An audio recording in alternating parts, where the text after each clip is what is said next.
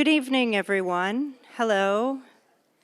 Welcome to the Westport Library, both in person and virtually this evening. For those of you who might not know who I am Jennifer Keller, the programming coordinator right here. It's always exciting when we host an expert in any given field, but it is doubly exciting when the expert also grew up in Westport, just like the one we have tonight, Marc Selverstone. Before I hand the podium over to Marc, I have a few housekeeping items. For those of you watching at home, please feel free to ask questions at any time during the conversation in the Q&A tab. For those of you here, we will take questions at the end, and we'll ask you to come up to that microphone over there so that those at home can hear your question. And please, if you're sitting here in the library, remember to silence your cell phones. Thank you.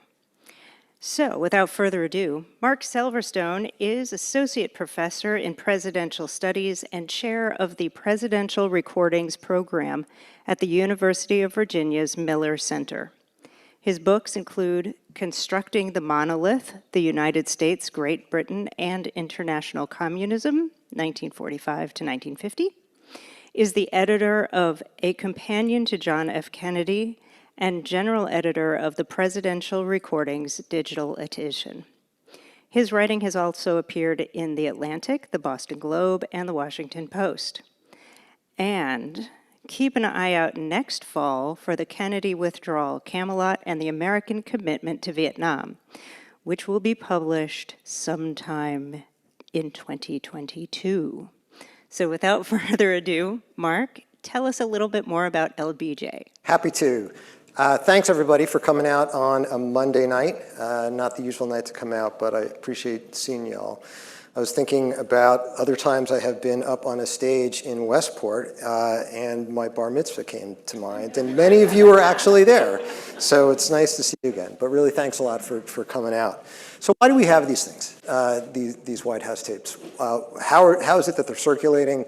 Why do we get a chance to hear them? Shouldn't they be behind closed doors, never to see the light of day? And with so much in modern American history, everything kind of points right back to Richard Nixon. So we have Richard Nixon to thank for the White House tapes. Recall, as many of you probably can, summer of 1973, the Senate Watergate Committee is trying to get to the bottom of all of those activities that get rolled up in that notion of Watergate. It was a series of dirty tricks that extended back actually years into the Nixon presidency, but here in the summer of 1973, after the break-in the Democratic National Committee in the summer of 1972, the Senate Watergate Committee, chaired by Sam Ervin, was finally getting to the bottom of what had gone on. And at one point, in the middle of the month, July, the head of the FAA, Alexander Butterfield, who back in 1971 had been the deputy chief of staff, so very close to Richard Nixon, answered a question from the committee: did Richard Nixon have any listening devices in the Oval Office? And everybody who was asking the questions knew what the answer was going to be, because even though Butterfield was testifying publicly on a Monday, privately he had testified the previous Friday, and everybody knew in the room that he had these listening devices, but the public didn't. So when he discloses that, wow, that's a big deal. If we can find out what Nixon was saying, not only in the Oval Office, but in the residential quarters at the White House, up at Camp David, maybe we can get to the bottom of what he really knew about Watergate, and particularly the Democratic Committee break-in, and beyond that, whether he was involved in trying to pay off people to keep their mouths quiet. So that was extraordinary, and everybody was waiting with bated breath. But from the public's perspective, they were interested not only in what was going on with Nixon, but was he the first guy to do this? You know, maybe it stands to reason that some others did. And so the call went out to the head of the Kennedy Library, Dan Fenn. Did John F. Kennedy tape his recordings? And Arthur Schlesinger inserted himself very quickly and said, are you kidding? Kennedy was far too smart to have done anything like that. There's no way he taped his conversations. Dan Fenn said, of course he did. So there were Kennedy tapes. What about Lyndon Johnson? Call went out to Harry Middleton, who had been a Johnson presidential assistant, head at the time of the Johnson Presidential Library, and Johnson had just died earlier that year, January 1973. Did LBJ have tapes? Oh, yes, he did. Wow, what a bonanza for everybody who's interested in presidential history and interested in the way that power is used and policy is made.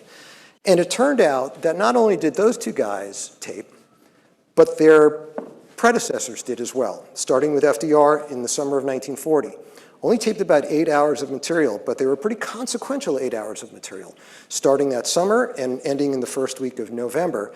An important time for Roosevelt. The United States was standing alone with Britain, trying to help Britain. FDR was trying to pull us along to help Britain. But this is before the United States is involved in the conflict. It is the time when Roosevelt is running for a third term, something that nobody had done before. So there's a lot of fascinating material on those tapes as well. Turns out that Harry Truman, his successor, also taped during his time in office. When he entered the Oval Office, April 12th, 1945, he discovered Roosevelt's taping system, not used since November of 1940.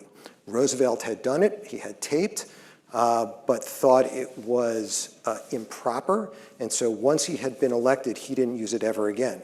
Truman gets in, he checks it out, uses it once or twice, thinks it's utterly distasteful, and thinks he's never going to use it again. So they're mostly 10 hours of unintelligible noise that we have from the Truman administration because he, like Roosevelt, had to flick a button, and sometimes they did it by mistake.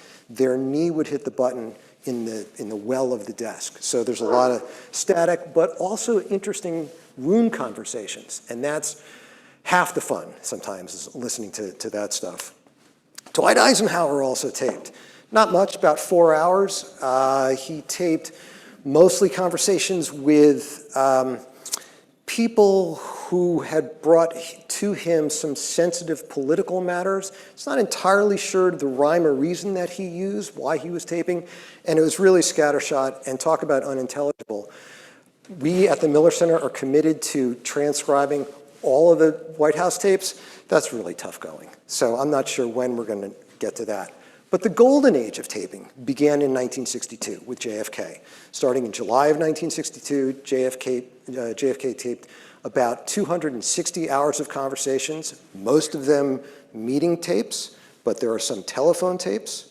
But then we moved to Lyndon Johnson, who taped 800 hours of material, mostly telephone conversations, and about 650 hours, and about 150 hours of meeting tapes, almost all from 1968, but they're fascinating, right? Because that's when he's trying to figure out a way to get out of Vietnam. It's the summer of '68. The Soviets have invaded Czechoslovakia.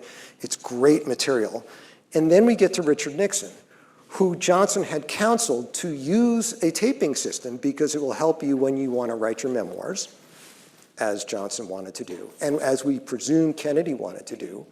But Nixon, being a technophobe and really fumbling around generally with technology, he was uninterested in using some type of manual system that Johnson had used. And at the time, for the first couple years of the Nixon presidency, he was fine with having somebody sit in on conversations in the Oval Office, a note taker, just to figure out what was going on, to make sure that there was some kind of a record, even if it wasn't completely verbatim. By early 1971, though, and particularly concerned about the popularity of Henry Kissinger and making sure that Richard Nixon himself could claim credit for all the wonderful things that was going on in the Nixon administration, Nixon decides that he does want a verbatim record. And he also feels that having that extra listener around, it's just inhibiting the candor of the conversation in the Oval Office. So out goes the note taker, and in comes the automated, voice-activated recording system, which is why we have 3,400 hours of Nixon tape from February of 1971 to July of 1973. And it's not just Nixon on the phone, it's Nixon in the office, it's Nixon talking to his family, it's Nixon watching, I was going to say, the Washington football team games. It's the first time I've had to say that publicly. And it's a wonderful window into Nixon, but it's a wonderful window into all of these guys because, as I said before, you can see how the sausage is actually made, not up on the Hill, but in the Oval Office. Who they talk to, when they talk to. You can hear how policy changes on a dime because of what they've seen or heard from people coming into the Oval Office or read in the papers or seen on the news. So I don't think we're going to have anything like it ever again, but for a particularly consequential bunch of years, let's say 1972 to 1962 to 1963, a very turbulent time in American history, arguably a hinge moment in modern American history, boy, that's an amazing window to have. It is a narrow window. The aperture, of course, is that of the Oval Office, which means that we have to factor everything else into it. But to know what the president was thinking based upon what the president was reading and hearing is pretty valuable. But tonight we're going to talk about the Nixon, that would be fun too, the Johnson tapes. So LBJ had taped previously, prior to getting into the White House. He had taped during his vice presidential years. In fact, the Johnson Library is now in the process of processing these materials. So for the first time, we're going to hear what LBJ has to say about John F. Kennedy in real time. Pretty interesting. LBJ had also taped a little bit when he was Senate Majority Leader. So we have that material to look forward to. And there were others who also taped in the Johnson administration. But once he became president, November 22nd, 1963, Johnson starts taping like a demon. And he will signal to his secretaries outside the Oval Office to hit the button and the tapes will roll, which is to say that it wasn't an entirely secret system. There were a bunch of people who knew, the Secret Service agents who attended to it, as well as the secretaries who managed it, and then the other secretaries who transcribed in real time to give it back to LBJ so he knew what was going on the next time he needed to speak to a legislator. What I want to do tonight is walk you through a bunch of moments in the Johnson administration, touch on a bunch of the key issues, and then leave some time for Q&A. And I'll be happy to answer questions about LBJ, but the other presidents as well. So once Johnson comes in on that fateful day, right, he's got a lot of stuff that's on his plate. He's got to figure out, especially since he had been completely dissed over the previous 3 years from the Kennedy administration, he is now in charge, and he needs to hold on to all the Kennedy people so that it doesn't look like they have no confidence in him, but also so he can hold on to them because of what it will mean for him going to November. He's also got to make sure that he gets to the bottom of the Kennedy assassination. What happened, really? And Johnson is very fearful that various jurisdictions are getting themselves involved. It's going to somehow be out of his control. Since it was a murder in Texas, Texas is taking lead authority for investigating the murder. And that's going to go off in certain directions. The Senate Judiciary Committee under the arch segregationist Jim Eastland is also interested in doing it. The FBI is investigating it. Johnson wants to control it so that there's really, quite honestly, very little likelihood that people will start to beat the drums of war, because there had been this sense that this was a rightist coup, and that those who were particularly upset with Kennedy and maybe the Soviet Union as well were behind this somehow, and the word was in the air that somehow Moscow might be involved, and certainly Castro might be involved. So Johnson wants to get control of this process. He impanels this Warren Commission to do so. And it's going to be made up of kind of key members of the establishment: Chief Justice Earl Warren, members from the House, members from the Senate. It will be bipartisan, and then there will be others from kind of society, respected figures to participate. Johnson reaches out to get Richard Russell, his mentor from his Senate days, chairman of the Armed Services Committee, to sit on the Warren Commission. It's the last thing Russell wants to do, particularly because the commission is going to be headed by Earl Warren. And thinking about who Russell was, and this is somebody who signed the Southern Manifesto, resisted segregation, Earl Warren presided over Brown versus Board of Ed, not the kind of guy he wants to be associated with. But Johnson leans into him hard, and I want you to hear some of this. It's a great example of what we would call the Johnson treatment. And we can talk about that some more later on. So these are tapes, these are snippets of clips that we've produced, kind of the greatest hits of LBJ.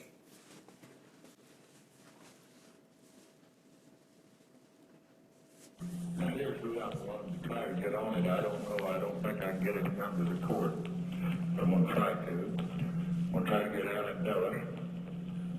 I'm going to try to get Senator Russell and Senator Clifford in the Senate. Oh, no, get somebody else. I know, wait a minute. I haven't got time. Get Jerry Ford. It's not going to take much time, but we got to have states' rights man and somebody that the country has confidence in. And I'm going to have Bob presented a resolution over there. And I haven't talked to anybody about the membership but you. But I would think that Ford and Bob would be pretty good. They're both pretty young men and both solid. And I think that Clifford are Republican and you are a good state rights man. I think it might get John McCall and Alan Dulles and maybe somebody in the court. Who would be the best one if I didn't get the chief? I understand Lily Court, you wouldn't want to call about it. I understand Lily Court, no any objection. I was going to say that disqualified him. Hoover tells me all three of these shots were aimed for the president. And if they told Stock decided to bring his thing up where you could shoot a man as easy as you get a man to talk to him. I thought it just kept talking anything. Well, it was a $21 gun, but he said he looked through the Stock inside himself and said, Mr. President, I could hit a man on that street going 20 miles an hour as easily as I could hit you sitting talking to you. That's his language. Okay, now, I really, unless you, unless you really think it is something more than you would save my life, I don't want to say. I know you don't want to do anything, but I want you to. And I think that this is important, and you'll see why. Well, Mr. President, I know I don't have to tell you my motion to you, but I just can't say I'm highly honored to think about it next. But I couldn't say that it's just you wanted. I don't like that there. I don't have the confidence in him, though I realize he's a great man in the United States today for all the citizens. So you get John Stennis, Dick has already been announced, and you can serve with anybody for the good of America. And this is a question that has a good many more ramifications than on the surface. And we got to take this out of the arena where they're testifying that Khrushchev and Castro did this and did that, and kicking us into a war that can kill 40 million Americans in an hour. And you put on your uniform in a minute. Now, the reason I ask Warren is because he's the Chief Justice of this country.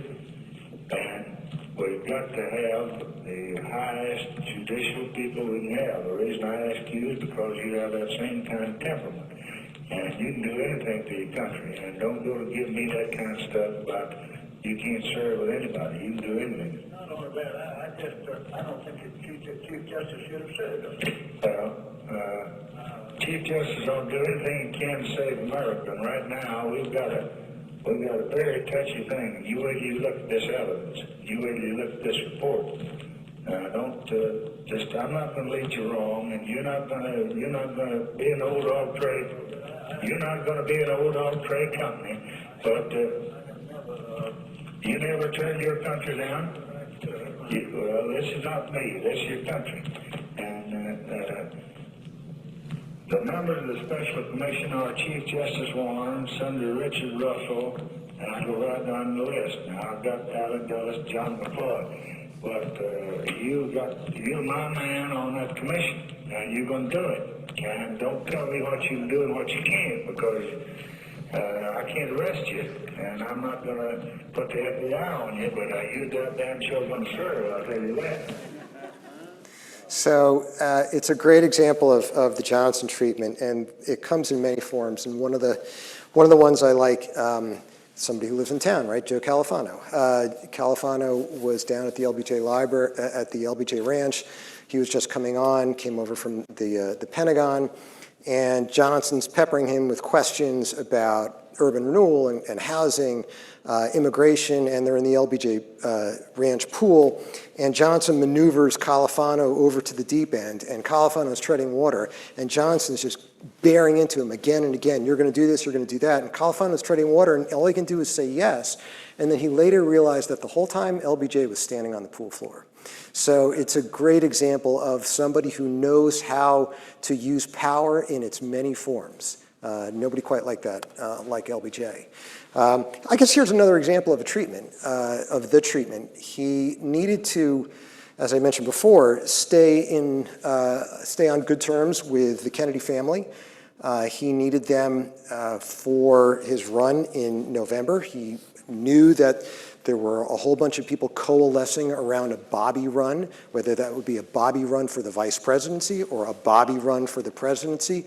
RFK was out there, and there was deep-seated animosity between the two figures and between the two camps, the Kennedy and Johnson camps. But LBJ, as he had done again and again, really played up to Jackie. He made what Hubert Humphrey called cowboy love to her again and again. And this conversation is a great example of that.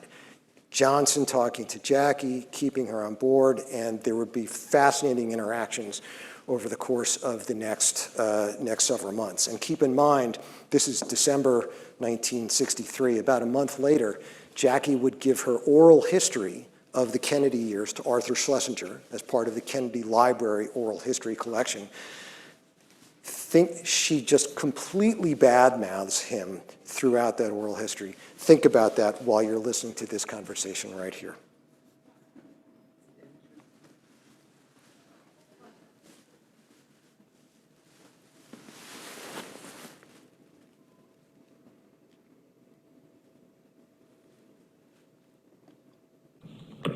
Mr. President? I just wanted you to know you were loved and by so many and so much. I'm one of them. I tried. I didn't dare bother you again, but I got Kenny O'Donnell over here to give you a message, if he ever saw you. Did he give it to you yet? About my letter that was waiting for me last night. Listen, sweetie, now, first thing you gotta learn, you got some things to learn, and one of them is that you don't bother me, you give me strength.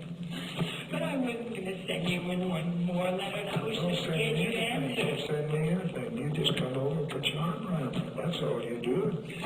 When you haven't got anything else to do, let's take a walk. Let's walk around the backyard.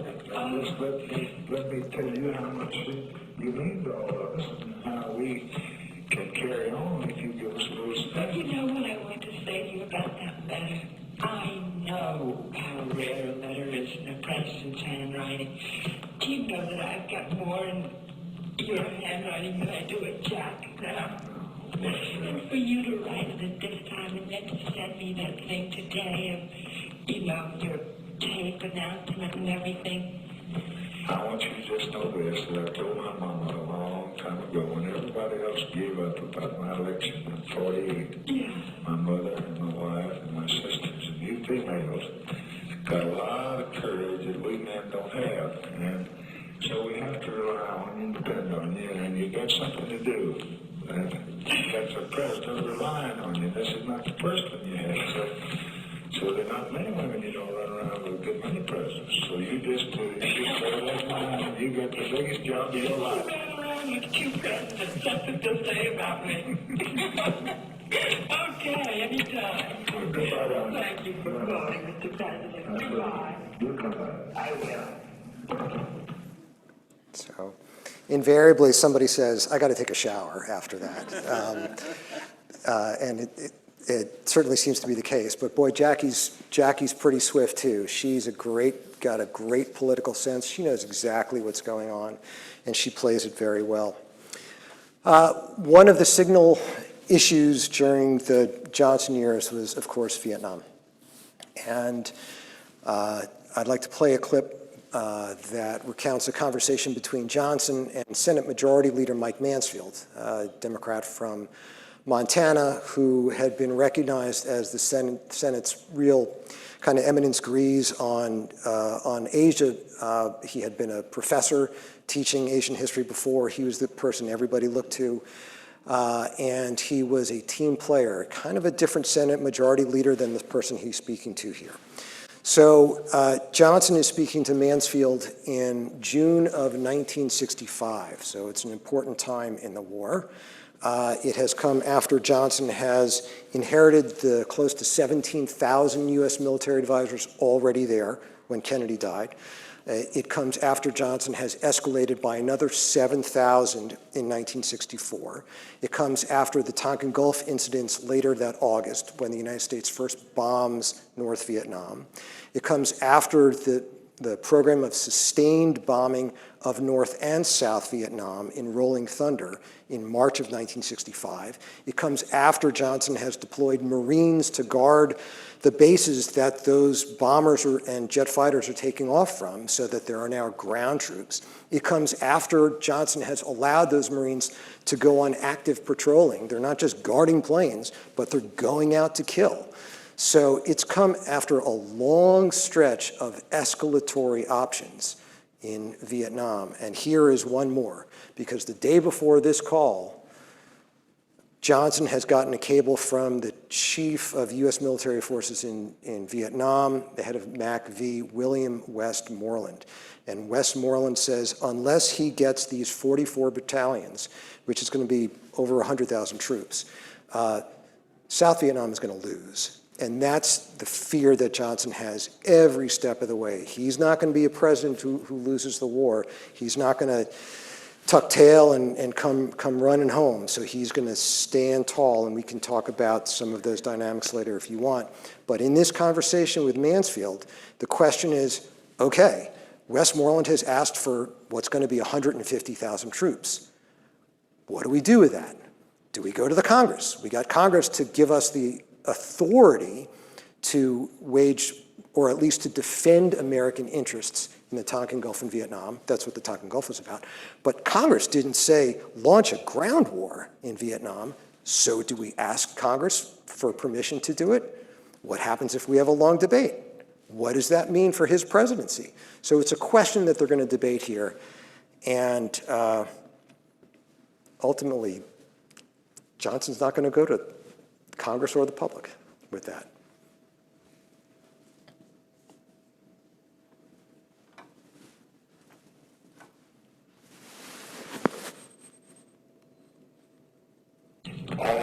Do you have any thoughts about the approach that we might make to the Congress? Whether one is wise, and if so, how?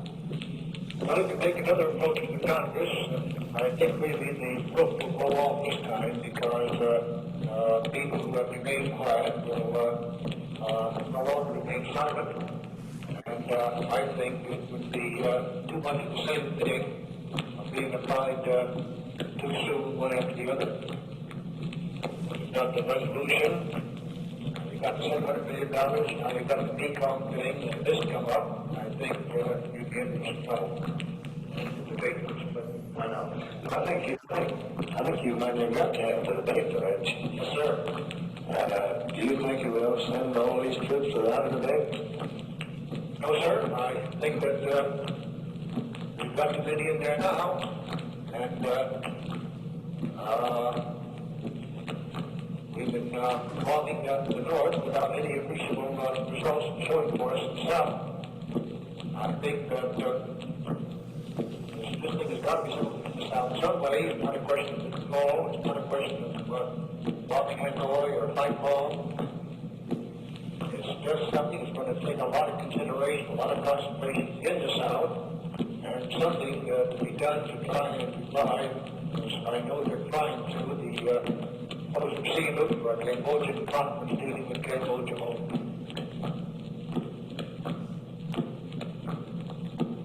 But what do we do about his request for more men? Don't we have to, if it assumes the proportions that I can see it assuming, shouldn't hate to be the one to say it because, as you said earlier, it's 75,000, then it's 150,000, then it's 300,000. Where do you stop? You don't. Where's going to stop? You don't. I mean, it's just like, to me, I don't see where to me, it's shaking up like this, Mike. You either get out or you get in. I don't think there's much more neutral. I think we've tried all the neutral things. And we think they are winning. Now, if we think they're winning, you can imagine what they think. And if they know that you can see that they're not anxious to find any answer to it, right? So one of the revelations that come through in the Johnson tapes about Vietnam is that it's really hard to sustain the argument that Johnson was a warmonger, that he was itching for a fight in Southeast Asia. There's just so much more compelling evidence on the other side. At the same time, there's a lot of evidence to suggest that Johnson was dissembling or out and out lying, and certainly not leveling with the public when he was saying here to Mike Mansfield, we're not doing terribly well, we know we're losing, and they certainly know that they're winning. So if you think about the nature of the rhetoric and the emergence of the credibility gap, which opened to yawning proportions, 66, 67, it starts kind of here, actually not with respect to Vietnam, but with respect to the Dominican Republic and Johnson's deployment of over 20,000 Marines to the Dominican Republic on kind of hazy grounds, given the way that he explained it to the public. So the tapes have been fascinating for us who study Vietnam. It's my research interest, as it is for other elements of the presidency and his presidency, including civil rights. So Johnson was in constant conversation with Martin Luther King. He's one of the first people that Johnson reaches out to after he becomes president. They have a long series of exchanges that bears fruit in the '64 Civil Rights Act, and there's a fascinating story behind that. But this story that I want to tell or provide a window into is about the next major piece of legislation in '65, the Voting Rights Act. So we're probably familiar with the general story of the Voting Rights Act. The public is certainly more familiar with it as a result of Ava DuVernay's film Selma from a few years ago, in which Johnson was portrayed, I think, fairly poorly, and we can talk some more about that. But Johnson had been thinking about voting rights for a while, right? It had been stripped out of the Civil Rights Act of '64. After he's elected in the fall of '64, he gets right back into it, trying to think about how to bring the voting rights legislation up. But for Johnson, the master tactician, it's got to be sequenced right. You can't just throw it up there initially, even though he's got, think about his majorities after victory, and he's got 295 Democrats, 295 in the House. He's got 68 in the Senate. That's why he was so successful, largely, even though he could jawbone with the best of them. But he still has to sequence it because he's got these other pieces of legislation that have to come through too. And if you're going to throw voting rights in right off the bat, then you're risking another filibuster. And there's no telling that this one is going to go as well for the home team as the previous one did. Education, Medicare, immigration, fair housing, which will come later on. But there's a host of matters that Johnson wants to get through. He is working with King to talk about how to approach it. King wants to move, Johnson does too, but at his pace. And so this conversation gets into some of those tactics, with King himself raising the very pertinent political argument that, Mr. President, if you get this through right now, you're going to get all of these African Americans in the South to vote for you, and we're going to ensure like a Democratic majority for a while. So it's a fascinating conversation for a bunch of reasons. Again, this is just a slice of a larger conversation that goes back and forth, but it's a pretty juicy slice.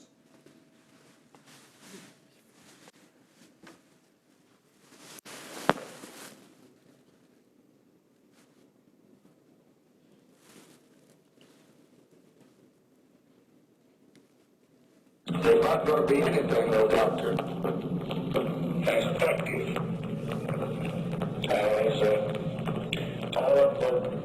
That's right. That'll get you a message in all the eloquence in the world won't bring, because the fellow will be coming to you then instead of you calling him. And it's very interesting, Mr. President, to notice that the only state in this country, the South of the state, have less than 40% of the Negro registered to vote. Very interesting. Notice that I think the President has written places. A recent article brought this out very clearly to demonstrate that it's so important to get Negroes ready to vote in the South, that it would be this coalition of the Negro vote and the moderate white vote that will really make the new South. That's exactly right. I think it's very important that we not to say that we're doing this and we're not doing it just because it's Negroes or whites, but we take the position that every person born in this country, when he reaches a certain age, that he has a right to vote, just like he has a right to fight. And that we just extend it, whether it's a Negro, whether it's a Mexican, or who it is. And number two, I think that we don't want special privilege for anybody. We want equality for all, and we can stand on that principle. But I think if you can contribute a great deal by getting your leaders and you yourself taking very simple examples of discrimination, where a man's got to memorize a Longfellow, whether he's got to quote the first 10 amendments, or he's got to tell you what Amendment 15, 16, 17 is, and then ask them if they know, and show what happens. And some people don't have to do that, but when a Negro comes in, he's got to do it. And we can just repeat and repeat and repeat. I don't want to follow Hitler, but he had an idea that if you just take a simple thing and repeat it often enough, even if it wasn't true, why people accept it. Well, now this is true, and if you can find the worst condition that you run into in Alabama, Mississippi, or Louisiana, or South Carolina, where, but I think one of the worst I ever heard of is the president of the school at Tuskegee, or the head of the government department there, or something, being denied the right to cast a vote. And if you just take that one illustration, get it on radio, get it on television, get it on in the pulpits, get it in the meetings, get it every place you can. Pretty soon, the fellow that didn't do anything but drive a tractor, he'll say, well, that's not right, that's not fair. And then that will help us on what we're going to shove through at the end. And if we do that, we'll break through it'll be the greatest breakthrough of anything, not even excepting this 64 Act. I think the greatest achievement of my administration, I think the greatest achievement in foreign policy, I said to a group yesterday, was the passage of the 1964 Civil Rights Act. But I think this will be bigger, because it'll do things that even that 64 Act couldn't do. And he felt that way, and he was probably right about that. I'm going to play one more clip. I'll end with this one. In 1968, we know Johnson had decided that he wouldn't run again for the Democratic nomination. He called it quits March 31st, 1968. And at the same time, in that very speech, he declared a partial bombing halt of North Vietnam in a way to get the sides to talk and maybe achieve some kind of a peace. That would be his crowning achievement before he left office. Johnson didn't stop the bombing completely, which is what North Vietnam wanted. That was their condition, unconditional halt. Johnson said, no, we're going to continue to bomb just north of the 17th parallel so that our guys who are just south of the 17th parallel aren't endangered. And Johnson said, we also have other conditions. If you want me to stop bombing completely, you have to respect the DMZ, essentially. You have to stop bombing the civilians in the cities, and you have to recognize, at least for the purposes of a conversation, the government of South Vietnam. And if you do those three things, then he will stop the bombing. And so over the course of the summer, there was this dance that both sides were doing. Will they or won't they? They won't, and Johnson didn't. That really hurt the ultimate Democratic nominee, Hubert Humphrey, of course, after Bobby was shot in early June. Humphrey, however, is upset because he is tied to Johnson's policies. There's a long story about Johnson and Humphrey and Vietnam. Suffice it to say at this point that Humphrey is itching to get out from under LBJ. He wants to declare a complete bombing halt and is desperate to do so. But Johnson says, if you do that, you go out on your own, I will make sure that you have no campaign funds to be raised from west of the Mississippi River. So Humphrey sits back. Ultimately, in late September, he decides he can wait no longer. He tapes a program that airs September 30th in which he says that if he is made president, he will declare an unconditional halt to bombing in the hope that it would move us toward constructive conversation. Johnson is livid and talks to Humphrey about that. Come October, the following month, just a few weeks later, the North Vietnamese are starting to think, with the election shaping up the way it was, with Richard Nixon having a double-digit lead over Humphrey, that they should kind of work things out now so that they get out of the war before Nixon comes in. So they start to send out the feelers, maybe we're going to agree to your conditions. Nixon gets worried because he's fearful of an October surprise, which is where the phrase comes from. So Nixon, back in the summer, had deputized a woman named Anna Chennault, who is a major fundraiser for the Republicans, the widow of Claire Chennault, Flying Tigers fame. She is to be his go-between between the Nixon campaign and the South Vietnamese government, President Nguyen Van Thu and Bui Diem, who is the ambassador in Washington. Here we are, late October, time to Put Anna Chennault to work. Tell President Tu that if there is a peace deal, or if it looks like there are going to be peace talks, that he should stay away from them because he'll get a better deal from the Republicans than he will from the Democrats. And at that point, Nguyen Van Thu had signed on to Johnson's deal. He would have been there in Paris. October 31st, Johnson declares a complete bombing halt. Then he gets word, been getting word a little bit before that, but really after October 31st, through sources at the NSA, the FBI, and the CIA, that the Nixon team was talking to the South Vietnamese, telling them to stay away from Paris. Johnson knows all about this, and he sends out his own feelers, particularly to the highest-ranking Republican in the land at the time, Senate Minority Leader Everett Dirksen from Illinois. The two of them were good friends, had worked together, certainly in the Senate in the 50s. Johnson had Dirksen in all the time to talk about legislation when he was president, but this time he's delivering a very different message. Get Nixon to back off.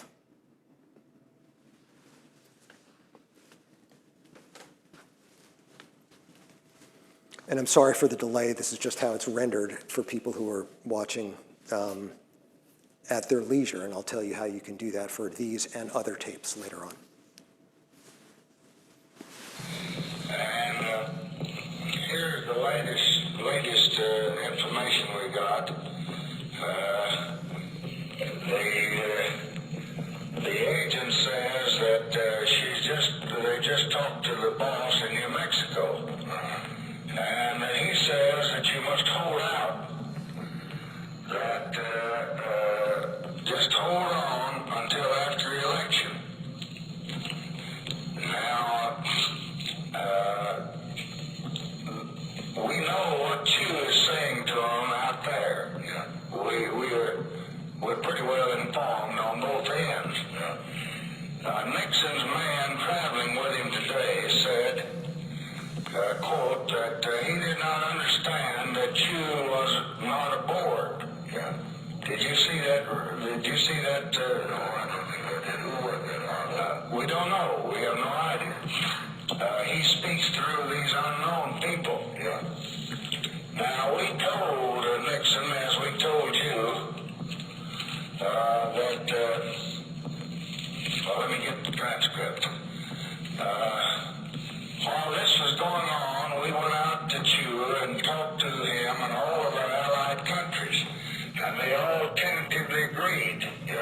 Now, since that agreement, we have had problems develop. First, there's been speeches that we ought to withdraw troops. That was Humphrey and Bundy. Or that we stop bombing without obtaining anything in return. Or some of our folks, including some of the old China lobby, are going to the Vietnamese embassy and saying, please notify the president that if he'll hold out till November the 2nd, they could get a better deal. Now, I'm reading their hand there, but I don't want to get this in the campaign. And they ought to be doing this. This is treason.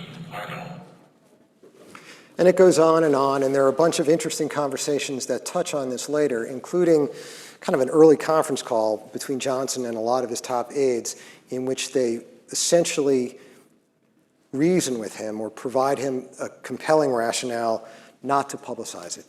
So it remains secret until probably about 1980 or so. There had been some people sniffing around, but when Chenault herself wrote about it, and then subsequently, once more and more people started to talk, and then we got a chance to listen to conversations like this, and then just a couple years ago, John Farrell, in his biography of Nixon, came across literally the smoking gun in which in Bob Haldeman's handwriting is Nixon says, throw a monkey wrench into it. We know that it was Nixon and not just his campaign that was directing this. So it's one of the uglier stories that we can relate. There are others, of course. But it goes to what I think is the value of the tapes. Here's the tape crashing into the White House, and you can read this a lot of different ways.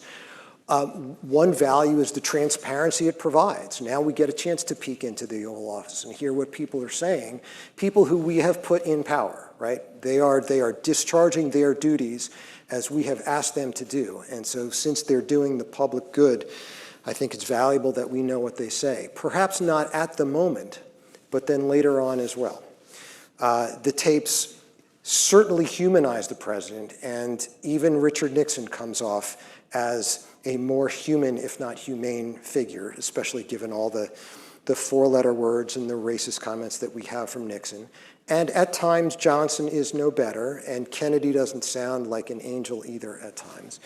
But you do get a better sense of who these people are, and you can empathize with what's on their plate. If you see what comes across their plate every day, they have to shift from one issue to the next, to the next, to the next, sometimes all of great consequence.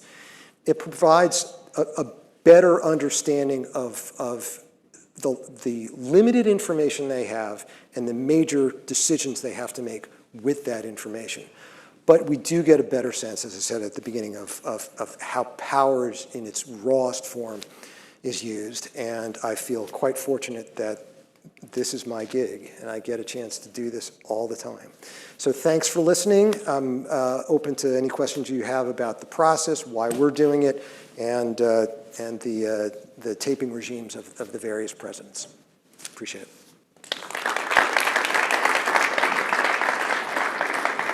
Thank you so much, Mark.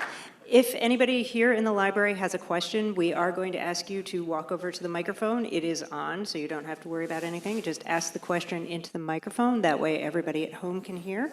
And for those of you watching from home, feel free to type your question into the Q&A tab. So we're going to start here in the library. Go ahead, sir. Mark, when I lived in Washington in the mid-'60s, there were numerous stories about the Johnson treatment in the '64 Civil Rights Act and the '65 Voting Rights Act.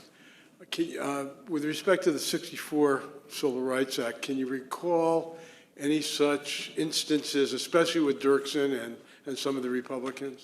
Yeah, so he worked actually quite well with the Republicans. In fact, if you go back into the Kennedy years, one of the reasons that the Kennedy administration moved when it did on civil rights legislation was because the Republicans were moving first. And given the way the Democratic Party was at the time and how fractured it was between a Southern conservative and the Northern liberal, The Republicans saw an opportunity, and so the Kennedy team tried to get a hold of that. But once it gets into the Johnson years, Johnson has to work very closely to get those Republicans on board to counteract the Southern senators. And one of the key people from the House side that he works with is the minority leader, Charlie Halleck, from Indiana. And there's a great conversation in here in which you can hear Johnson just going on and on, bludgeoning Halleck to give him a rule so that you can move the legislation to the floor and have a conversation about it. You can listen to this, you can all listen to this free of charge through lbjtapes.org, which is a website that we at the Miller Center built with the Lyndon Johnson Library and Foundation. And the conversations are broken up into their various issue areas. So civil rights, and this conversation with Halleck is something like from June of 1964. It's a classic Johnson treatment conversation. And ultimately, Halleck doesn't give in. He will later on. But Johnson says, do it now so we can sign so we can sign the Civil Rights Act on July 4th. And Halleck says, that's dirty pool. Yeah. So a question about the tapes then. How many people are listening to them and transcribing them at any given time? And have you gotten through all of them, or is the group still working? So from our operation, so we have, it's evolved, our process. Right now we have 4 people, and it's an iterative process. And so it goes through A, B, C, and D ears. And then we copy edit, and I do a publication edit at the end. It's important to have those backstops, because each successive person who listens often picks up something that a previous one didn't. So in addition to making sure that we spread out the duties of writing the annotations, the scene setters, introductory essays, other parts of the scholarly architecture for these things, the biographies, it's really essential that we have a bunch of people listening. We're not the only ones who transcribe these materials, and the reason that the Miller Center is doing it is because back in '98, when the incoming director of the center, Philip Zelikow, had left Harvard, he was working with May at Harvard on the Kennedy Cuban Missile Crisis tapes. Philip came to the Miller Center, and the idea was, well, let's do more than the missile crisis tapes, let's do all the Kennedy tapes, and then if we're going to do that, why don't we do all of the tapes that exist? And so that's why we're doing it, and we've sunk in the requisite resources to do so, but it's a challenge, right? 3,400 hours of Nixon material. Not all of them are great. Same thing with Johnson and Kennedy. We are getting close to having published everything that Johnson said up through January 19, 1965. We're about to hopefully start a project on the FDR tapes, all 8 hours, and as well as the Ronald Reagan tapes, which were not made surreptitiously like these were. Those were conversations with foreign heads of state from 81 to 86 about. The Kennedy tapes were about halfway through. The Johnson tapes were about a little more than halfway through. The Nixon tapes. But again, there's a lot of redundancy in the Nixon tapes, and we've tried to approach it so that the survey that we have done has yielded what we think are the best material that we can glean without going through it in that really laborious process, which somebody may do someday. Wow, thank you. Yeah. Sir, in the library?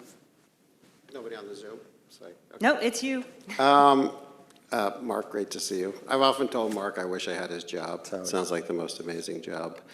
And those were fascinating. One thing I noticed is that Johnson sounded a lot older and tireder in 1968 than he did in 1965. Holy smokes. I'm wondering if in the 5 years he lived between the end of his presidency and his death, Nixon, of course, greatly regretted his decision to tape everything. Did Johnson ever express regret about his taping, as it made him seem so wishy-washy on Vietnam and blustering about not wanting to be the first to lose? Did he ever express any regret about that? No, it's a great question. At the time, Johnson never thought that they'd see the light of day. No president thought they would see the light of day, because no chance that they were going to. Right, at that point, these materials, as all presidential records were the private property of the individuals, the presidents. Only after Nixon resigns in '74, Congress passes the Presidential Records Materials Preservation Act to make sure that Nixon, once he left office, couldn't destroy the rest of the tapes. And then 4 years later, in '78, Congress passes the Presidential Records Act, which transforms all of these materials from the personal property of the presidents to the public property of the United States, which is why we are able to get at them. So when Johnson dies in '73, he doesn't see any of that. What he does say is, these are to be sealed for 50 years. I don't want anybody to listen to them until then. And there's an interesting story about how Harry Middleton then processes them. But Johnson is thinking, and he says this at the dedication of his library in May of '71, it's all here, the story of our times, with the bark off. Johnson wanted to be an open book.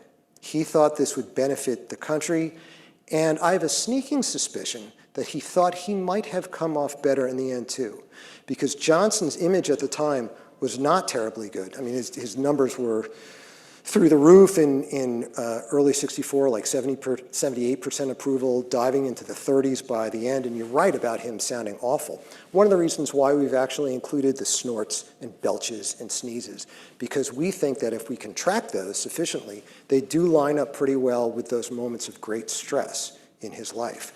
But Johnson is thinking that because he had gotten such a bad rap, if only people could hear what really went on, they might have a better understanding, at least, empathize with him about the problems that he faced. And largely, I think that's been borne out.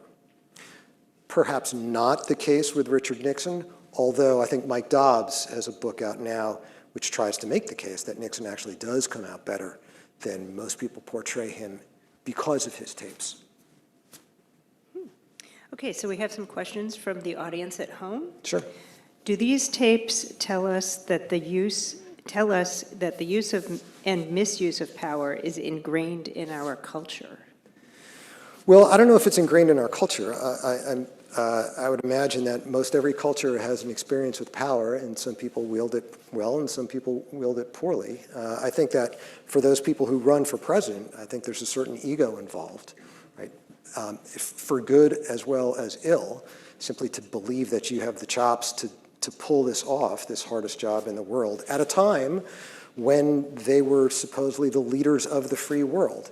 So it is the case that two of these people were particularly challenged in that regard, let's say, Johnson and Nixon successively. Depending upon how you feel about John F. Kennedy, I suppose you can go in that direction as well, both from a personal perspective, the way he carried himself and the things he did, as well as from a public perspective, although I would think that Kennedy is a little bit different. I am impressed by Kennedy's evolution in office, his willingness to learn, his willingness to reflect and to think about mistakes and to try to course correct. I do see a fair amount of that in him, more so than you do and see in Johnson, although by March of '68, clearly he's going in another direction. But boy, does it take a lot to get him to shift the aircraft carrier after years and years. But it's an interesting question, but I don't think that we're not an exceptional nation, I would say, in that regard. Great. Here in the audience? Great, thank you. The first excerpt that you went through was Richard Russell and Johnson, and Richard Russell was really a mentor to Johnson in the Senate. Yeah. And Johnson ends up betraying his great cause, which was segregation. Is there anything in the tapes that deals with their relationship post the Civil Rights and Voting Rights Act that really lends a window into what Russell thought about Johnson?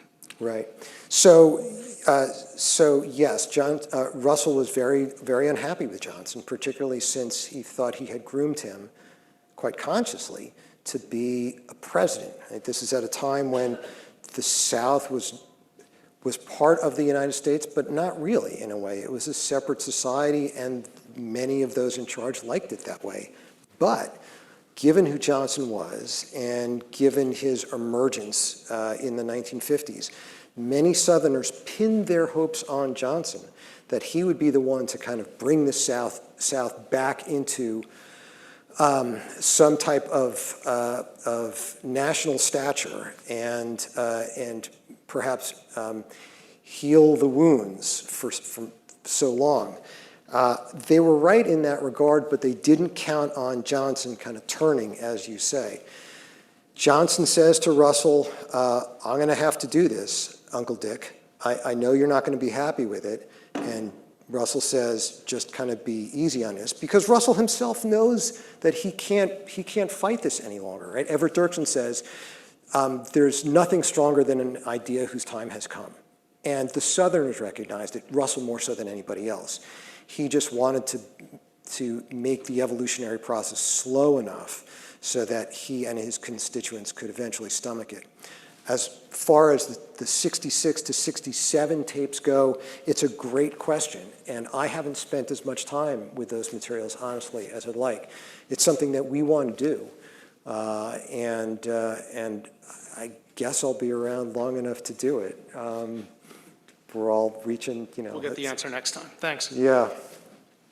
Great. So someone from home, Yep. Jeffrey, says, aside from his initial comments to Richard Russell, did LBJ make any additional remarks on tape about the Warren Commission? And since you mentioned the current director of the Miller Center, is Kenneth Thompson, the founding director, still involved? No, Ken, I'll take the last one first. Ken passed back in the 2000 aughts, I believe, or maybe right around 2010. So Ken Thompson was a noted scholar, had co-authored or edited, I guess, Politics Among Nations with Hans Morgenthau, the classic text. Ken had been, and Ken's involvement with the Miller Center was significant because since he was Dean Rusk's deputy at the Rockefeller Fund, he could get all these people in. So it was really valuable to have Ken around. Philip took over then, but Ken did not start the Miller Center. The first real director of the Miller Center was a guy named Fritz Nolting, from Louisa, Virginia, who just happened to be from 1961 to 1963 the United States ambassador to South Vietnam. And so Nolting's papers are at the university, and they've proved very valuable. There's a wonderful picture at the Miller Center of Nolting with the alumni from the Jerry Ford administration. One of the things that the Miller Center does, the Presidential Recordings Program, our other flagship research program is Presidential Oral History, where we sit down with the senior-most officials from administrations going all the way back to Ford. And there's Rumsfeld and Cheney and Scowcroft, and there's Fritz in the back, right out in front of the Miller Center. So we've kind of got the presidency covered from the tapes, ending with Nixon, and then the oral history starting with Ford. But now Ken, unfortunately, is no longer with us. Just a gem of a person. Okay, so the first part of that question was, are there any tapes of LBJ Right. About the Warren Commission? Yeah, tons of tapes at the time and then later too, because Johnson suspected that there was a second gunman. He thought that there was a conspiracy, as did members of the Warren Commission, as did Richard Russell, as did I think John Sherman Cooper from Kentucky. So it's a swamp to dive into that. But yeah, Johnson had his doubts. He had his doubts immediately, and he was terribly fearful on the flight back that the Kennedy assassination wasn't the only one that was going to come their way. Although he couldn't place, responsibility anywhere, but he's really upset about it. There was a bunch of conversations, in fact, in '67, right around the time the Manchester book comes out, William Manchester's Death of a President, which gets serialized in Look, I think, and it's a really tough job on Johnson, but it gives him an opportunity to talk once again about the murder and all that went into it. So yeah, there are a bunch of conversations in which Johnson revisits that time. Oh, great. Well, thank you very much. And all of you can now go go and listen to some of these on a rainy day. You can just listen to LBJ at your heart's content. So thank you, Marc, for sharing all of this with us. And for those of you at home, thank you for watching. And for those of you who came out tonight, thank you and have a wonderful evening. Thanks very much.